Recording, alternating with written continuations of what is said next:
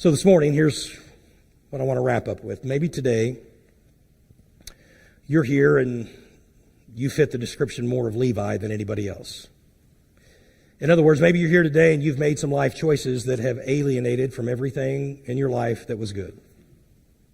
Maybe you've made some choices that have divided your relationship from you and your parents or your siblings, maybe from a spouse, maybe even from your children.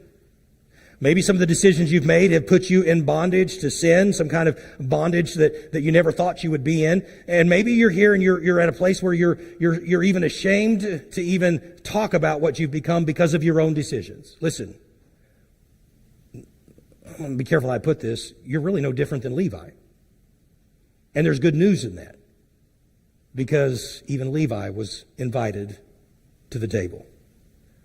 I want you to know this, that if you're here today and you don't know Christ as your Savior, it doesn't really matter what you've done, because Jesus came to offer you forgiveness. Just like Levi sitting at the receipt of custom, Jesus walks up and says, "Follow me." Can I say this morning? I believe with all my heart, if you're here and you don't know Christ as your Savior, it is no coincidence that you're here. Jesus has been orchestrating events to bring you to a place where you can hear the invitation to come to the table.